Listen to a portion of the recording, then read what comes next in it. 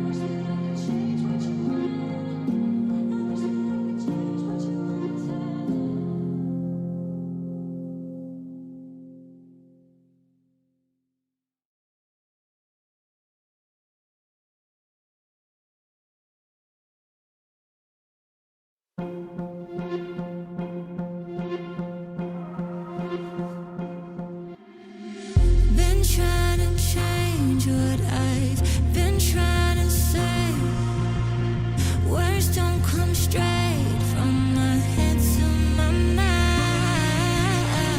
It's such a shame that it fell out of place. Was never me that was bringing you down. Why we always looking for more? Why we always looking for more?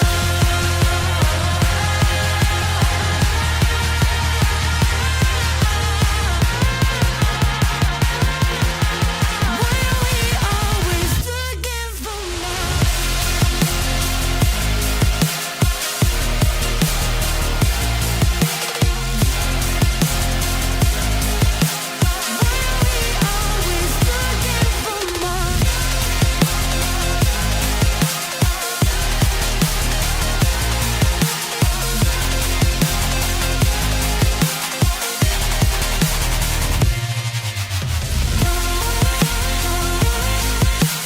Why we always looking for more?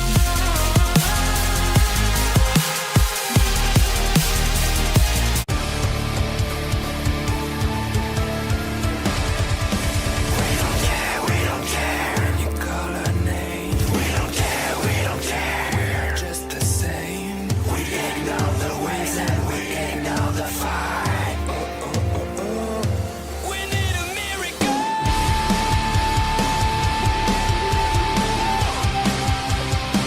We need a miracle. We need a miracle.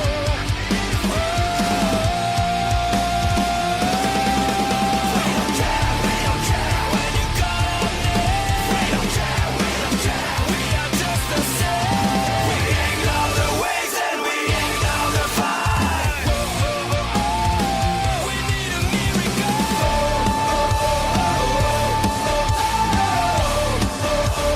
We need a miracle.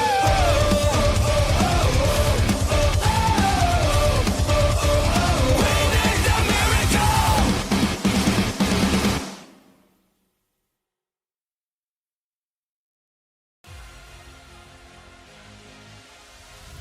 Good afternoon, ladies and gentlemen. Welcome here as we prepare for the season opener of the 5th season of the NNSCRA Duracell Cup Series. This is the Duracell Clash at Bowman Gray. New venue this season, as our clashes in the last 3 years have taken place at the Daytona International Speedway, but it's going to get enough TV coverage in the next couple of weeks, as we've got, of course, full day qualifying, the duels coming up to set the field for the Great American Race Daytona 500. So we're going to kick off the season with short track racing here in the non-points special event. 25 drivers have qualified their way into tonight's starting lineup by getting poles from last season. We also have our 3 previous Clash winners in the field here tonight.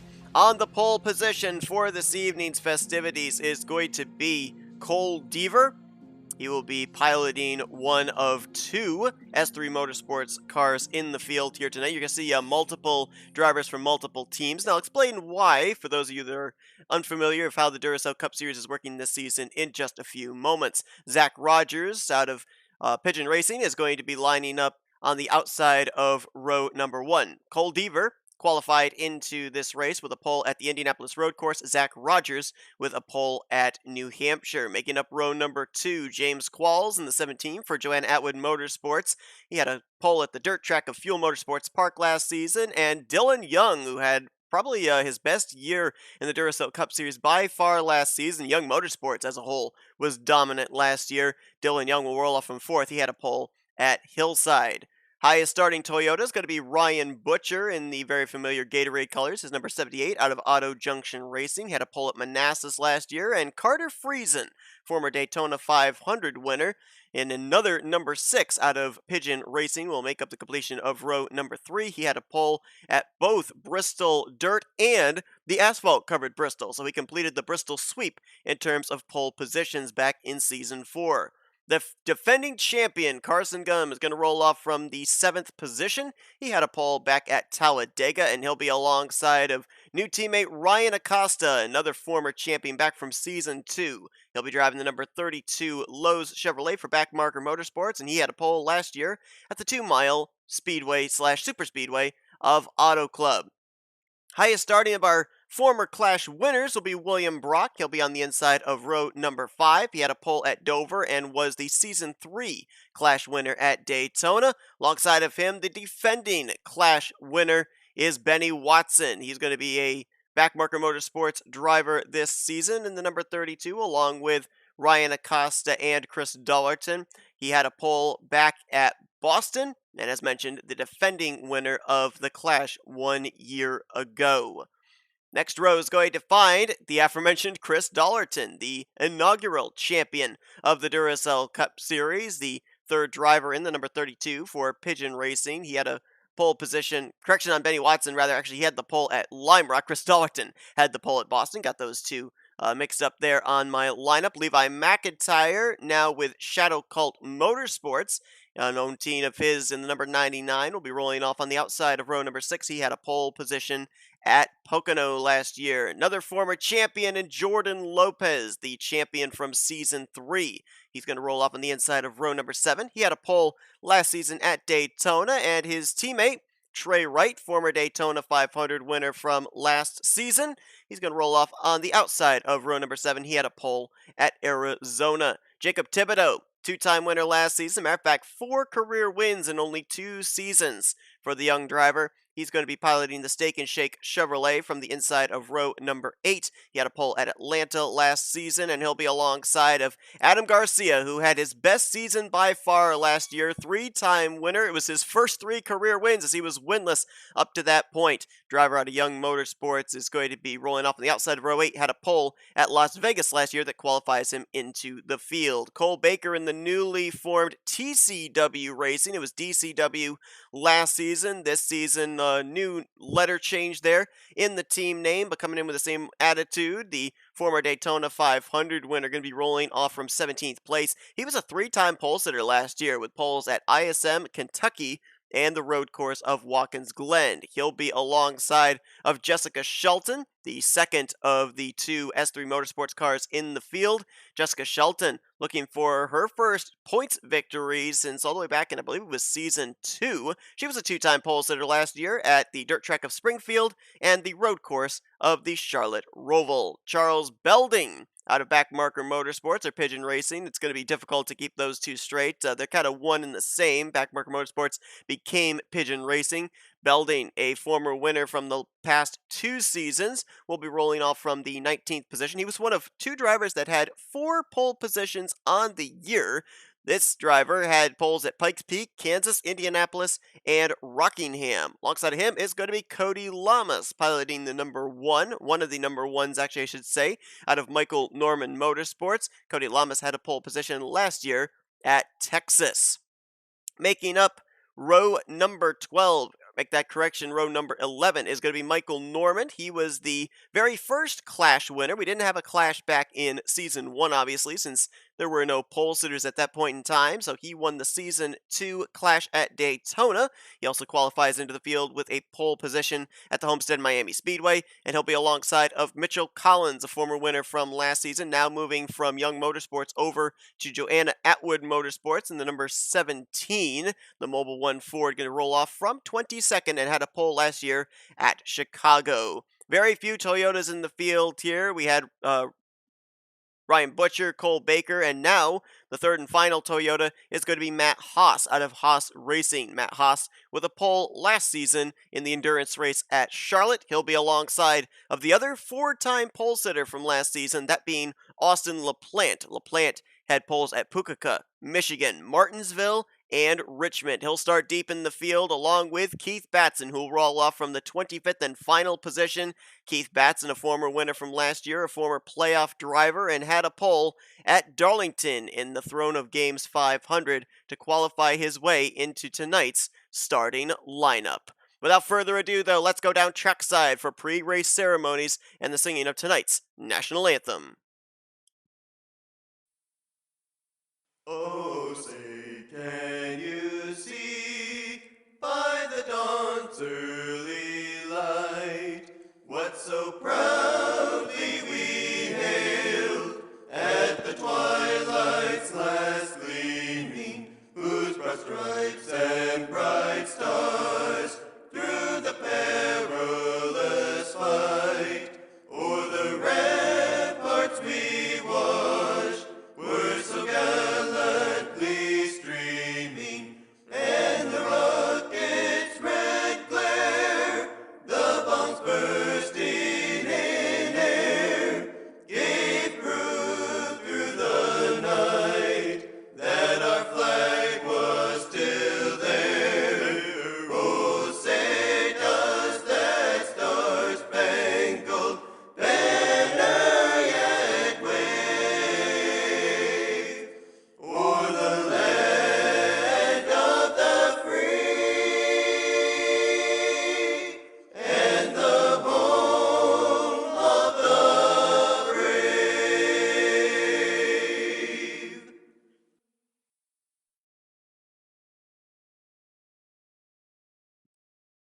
Going to be 70 laps of racing here tonight at Bowman Gray. In testing, these drivers have done a very good job of keeping it clean but racing hard. We'll see if the case is going to be here tonight, because this isn't testing. There's a trophy on the line now, and an opportunity to lock yourself into next season's Clash, and of course as well give yourself some momentum heading into Speed Weeks at Daytona next week. But enough talk. Let's go down trackside. Let's get those most famous words in motorsports.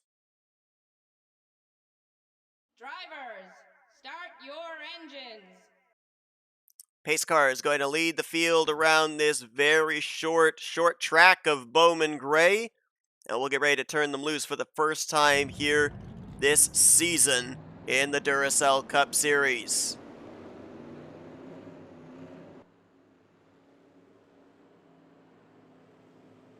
No doubt Bowman Gray is going to be a mainstay on the schedule, I think, for the season opener, just based off what we've seen in testing. As pace car is off onto pit lane, well, it's going to go around another time. There we go. Now it heads to infield. And the green flag is in the air. Let's roll in the Clash.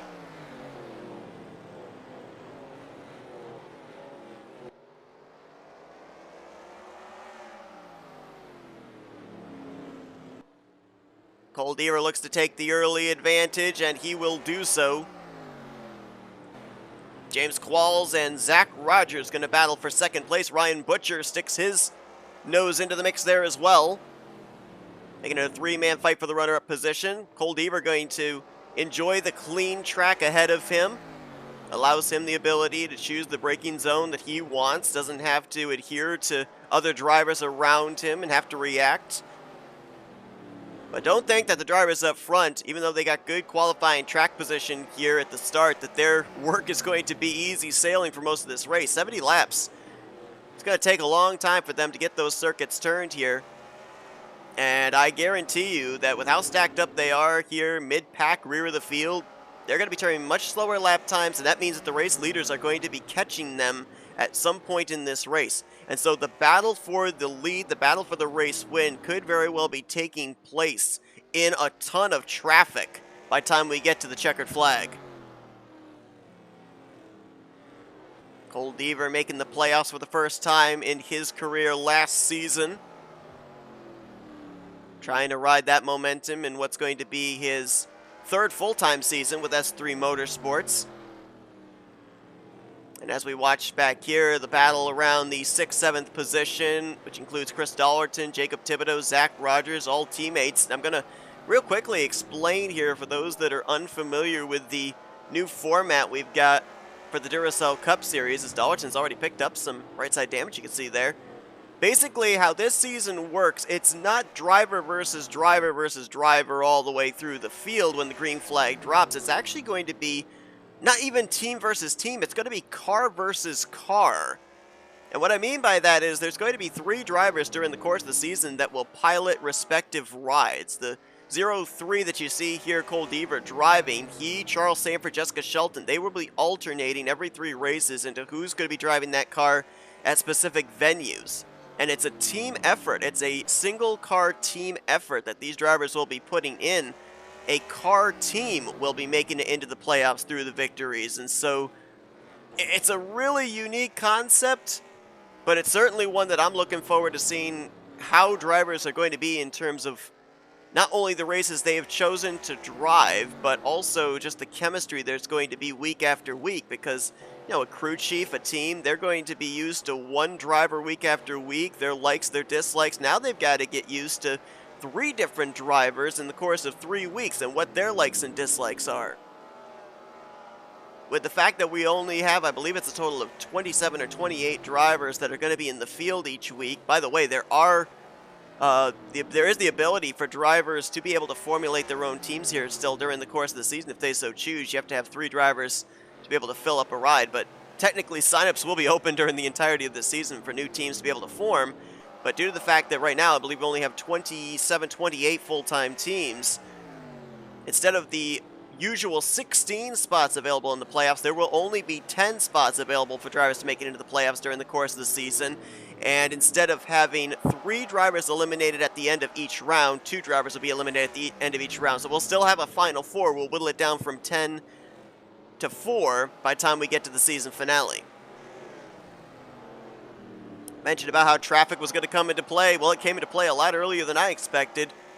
16th lap completed, onto lap 17, and Cole Deaver is on the back bumper of his teammate Jessica Shelton. Now, Deaver and Shelton, they will both be piloting the 0-3 during the course of this season, and I think there was contact there. I think Deaver got into the back of Shelton. That checked him up. Opens the door for James Qualls to take a look for the race lead, and he is there alongside. But just for the fact that a lot of drivers made it into the Clash this season but are driving the same ride, you're going to be seeing a kind of interesting number format on the top of your screen. But it's just so that way everybody's able to still take part in the Clash that qualified in, but be able to drive in the car that they will be piloting in what's going to be, if my math is correct, 12 races this season. 12 races for each driver equals up to 36 races. 26 during the regular season and 10 during the playoffs. And James Qualls, after taking the lead away from Cole Deaver, he is setting sail. He's put Ryan Butcher back in his rearview mirror for the time being, who's gotten into 2nd place. Carson Gum putting the pressure on Cole Deaver for 3rd. As Qualls will now try to see if he can get to the inside of Jessica Shelton. Shelton's not going to be an easy pass, and that might actually allow Ryan Butcher to have something to say here against James Qualls for the race lead. As he'll now get by Trey Wright, the defending Daytona 500 winner. He'll be looking to defend that crown in about 2 weeks' time. For those wondering about Speed Weeks, what the schedule is going to be for that, next Saturday is going to be pole day qualifying. Going to be a unique format there, which I cannot take credit for. It's actually a concept that I got off of AG channel, or as most people will know him, Napa fan, Benny Watson, Alexander Graham.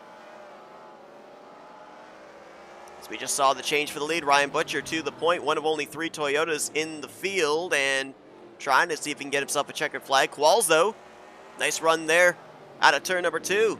Back to the inside in 3 and 4, and Carson Gum, he ended out the season last year with a championship trophy. He'd love to start out this season here in Season 5 with a Clash victory, but going back to the schedule at Daytona next week, pole day qualifying to set the front row on Sunday, or make that on Saturday, rather. On Wednesday will be the 2 duels at Daytona to set the rest of the Daytona 500 starting lineup, and then the following Saturday, 2 weeks from today, is when we will officially, points-wise, get the season underway with the 5th annual running of the Duracell Cup Series Great American Race Daytona 500. Oh, Trey Wright got the wall back there.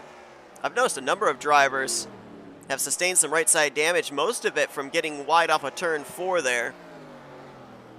It's Carson Gum putting the pressure on James Qualls for the 2nd spot. Ryan Butcher with about 2 car lengths between himself and Jessica Shelton. Then up ahead of him, though, they're racing pretty hard for what I believe would be the 22nd position. Carter Friesen going to complete that pass on Levi McIntyre. It's one of the good things about the Clash is a lot of these drivers we're seeing struggling, but it's a non-points event, so these guys are out here just having fun, getting the season started off. Shelton, I'll tell you what, she might be the Ryan Newman of the series, at least here tonight, because Qualls tried to get up there and pass her, couldn't do it. Our pole sitter Cole Deaver tried to get up here, pass her, couldn't do it.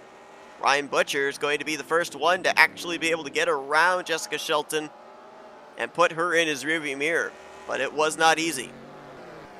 Let's drop back here to a good battle going on inside the top 5. Former Clash winner William Brock in the 48 car.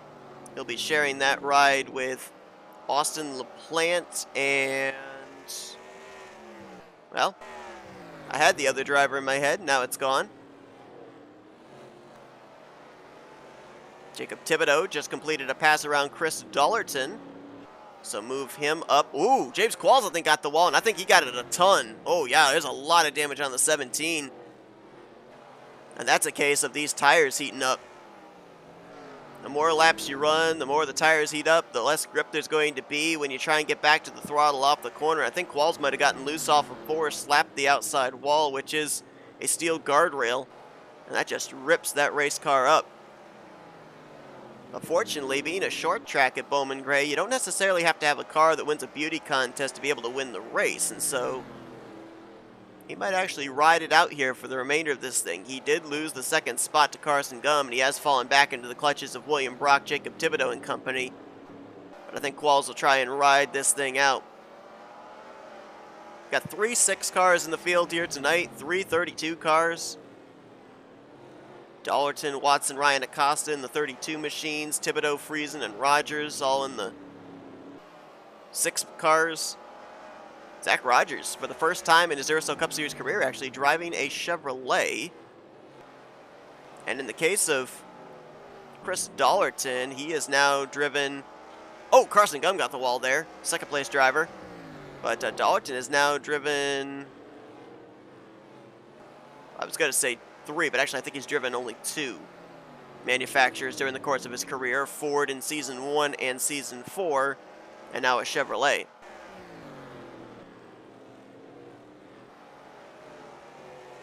Here's a trivia question for everybody that's watching. He is in the field here tonight, but can you name the driver now that has driven in every major manufacturer during the course of his Duracell Cup Series career? That would be a Ford, a Toyota, a Dodge, and a Chevy. Can you pick out who that driver would be?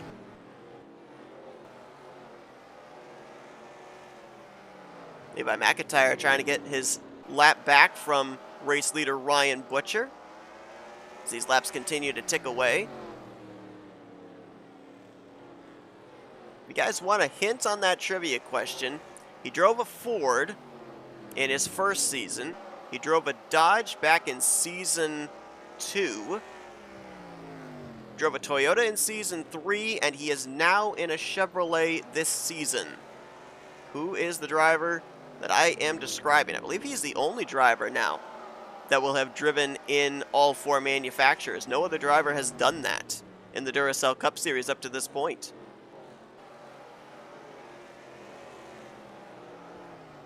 Wow, did you see how Ryan Butcher really overdrove that corner? Really missed his braking zone. Now the good news for him, though, is Carson Gumb's not only gotten the wall, but he's also got 2 lap machines between himself and the race leader, so he's not in any danger at this point in time, even if he does make a mistake like that. And the battle for 3rd place is back on. James Qualls, William Brock, Jacob Thibodeau there as well. A lot of drivers this season making up some 2 or 3 of the Pigeon Racing teams. Some names kind of surprising that weren't picked up in free agency. Jacob Thibodeau, one of those. Thibodeau, a 4-time winner. His rookie season with Northeast Motorsports, went to victory lane twice and then had back-to-back wins last season. So only 2 years in the Duracell Cup Series and already 4 trips to victory lane. And a guy just behind him, Zach Rogers, who's made the Final Four a couple of times in his career, has been a mainstay in the playoffs year after year. He is was a free agent, and Backmarker Motorsports Pigeon Racing picked him up. And Qualls has gotten the wall again, this time much harder hit for the 17. That's going to lose him the 3rd position to William Brock. Less than 20 to go for Ryan Butcher, who now might be in a bit of trouble, because Carson Gum has been slowly chipping away at his race lead. Ooh, Trey Wright, though, almost put Carson Gum up into the wall. Almost got into his left rear quarter panel, so as Trey Wright completes the pass and Carson Gum's going to brush the wall a little bit there. Ryan Butcher with some more breathing space, although here comes Jessica Shelton to his back bumper. We know she's a hard pass. The question is she just as difficult when she's trying to complete the pass? Well, let's see if you guys got the answer correct to the trivia question. The driver now that has driven every manufacturer, Chevrolet, Toyota, Ford, and Dodge in his career in the Duracell Cup Series, the only driver to do so, is the Season 2 champion, Ryan Acosta. He drove a Ford, a Dodge, and a Toyota for Joanna Atwood Motorsports when they had their manufacturer changes, and now pilots a Chevy bow tie for Pigeon Racing. And now with a pretty spirited battle with Cody Lamas. That was for the 17th position. So Trey Wright's going to actually pick up a spot. That was for 24th, I do believe, against Jessica Shelton. So, you know, we got the battling up here for the race lead, but there's battles within the battles going on as well.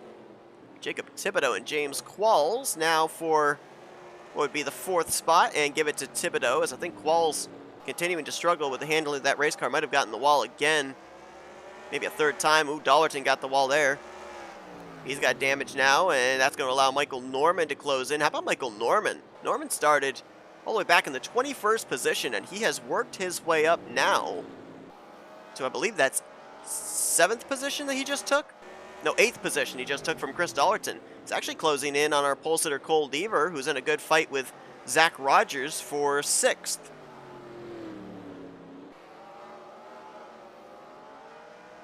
Rogers swinging wide there, and that's going to cost him. Deaver's going to complete the pass. Cole Baker now moves into the top 10 as he's in the 9th spot. Dropping Chris Dollarton back to 10th. Laps winding down here. Carson Gum trying to get himself through some traffic, trying to reel in Ryan Butcher. Butcher now with 2 lap machines between himself and the 19. He just got around Carter Friesen. Trey Wright also between himself and Gum. A couple of Fords up ahead. Levi McIntyre and Adam Garcia. Also Ryan Acosta's 32. And the one thing Ryan Butcher cannot do right now is he cannot slip off the bottom, because if he does, Carter Friesen can get to his inside, Trey Wright can get to his inside, and Carson Gum will have no qualms about getting to the bottom and taking this race lead, potentially this race win away. Less than 10 to go, going to be 6 to go this next time by for Ryan Butcher. And ooh, I don't know if he wheel hopped it there, but you saw it not really turn when he got to the entrance of the corner. He might have had a little bit of help from the 6 of Carter Friesen, not 100% certain. But the door was opened. Friesen's going to complete the pass. Ryan Acosta again hard on the brakes. Might want to back his corners up because it is costing him. Now Trey Wright is there. Carson Gum not going to wait around. He's going to get to the inside of Trey Wright. Now Ryan Butcher with Carter Friesen making a mistake. He's going to get to the inside of Carter Friesen, trying to throw the block, trying to defend against Carson Gum, who is moving to the front in a hurry with the limited number of laps we have left. Ooh, Carson a little wide through that turn. Here's William Brock into the mix now, too. Don't count out the 48. The former Clash winner might be looking to be the first multi-time winner of the season opener. 3 laps to go here at Bowman Gray. If Butcher makes a mistake, Carson Gum might be within striking distance, capitalize. So would William Brock. That time much nicer. Turns 3 and 4 for Ryan Butcher as he'll see 2 to go. Ryan Butcher started this race from the 5th position. Slowly, methodically worked his way up to the race lead.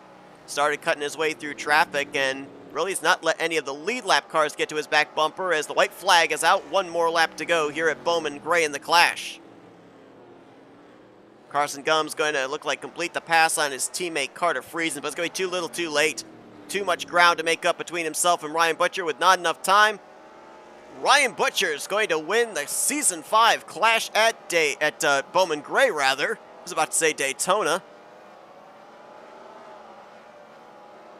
And Toyota fires the first shot in terms of victory this season. Toyota's vastly outnumbered this season. Number of the top Toyota teams from Season 4 kind of folding up after last year and heading into this season. Chevrolet pretty much dominating in terms of the numbers game during the course of this season. But Ryan Butcher out of Auto Junction Racing, the only driver out of the team to qualify into this Clash, and one of 3, as mentioned, Toyota Camrys in the Clash field here tonight, picking up the victory. Carson Gum finishing in 2nd. William Brock will bring it home 3rd. Jacob Thibodeau and James Qualls hangs on for a top 5. Pole sitter Cole Deaver dropped back to finish in 6th. Michael Norman, I think, picked up the most spots during the course of this race, starting back from 21st and finishing in 7th. Zach Rogers, Chris Dollerton, and Charles Belding is going to take the final spot inside of the top 10. Batson worked his way up from 25th to finish in 11th, so up 14 spots from his starting spot here this evening. Cole Baker, Austin Plant, Jordan Lopez, and Dylan Young complete the top 15. The last drivers to finish on the lead lap were Cody Lamas, Mitchell Collins, Benny Watson, Adam Garcia, Ryan Acosta, Levi McIntyre, and Matt Haas. 3 drivers finished off the lead lap: Carter Friesen, Trey Wright, and Jessica Shelton. No cautions, no drivers out of the race. All 25 drivers made it to the checkered flag. Great season opener here, some great racing all the way through the field for position, and a lot of times at short tracks you don't see a whole lot of passing go on, and we saw a lot of passing take place here tonight, not even really with the aid of lap traffic. A lot of drivers able to work their way up through the field after starting deep in the starting grid, so great racing here tonight at Bowman Gray. Great way to start out the season opener. Going to set a pretty good tone, I think, for Speed Weeks in the next 2 weeks or so. Thank you all for tuning in to this live event here on the NNSCRA Sports Channel to open up the 5th season of the NNSCRA Duracell Cup Series. Hope that you guys enjoyed it. If you did, be sure to give this stream a like. Subscribe, become part of the crew today, and join us next Saturday when we will be bringing you coverage of a unique way to capture the front row for the Daytona 500. It's pole day qualifying next Saturday to be followed the following Wednesday by the duels at Daytona, and then we bring you the creme de la creme, the big season opener the 5th annual running of the Duracell Cup Series Daytona 500. I've been Seth Cole. Thanks for tuning in, guys, as you've been watching this broadcast courtesy of the NNSCRA Sports Channel. We'll see you guys next week for Pole Day qualifying at the World Center of Racing, Daytona.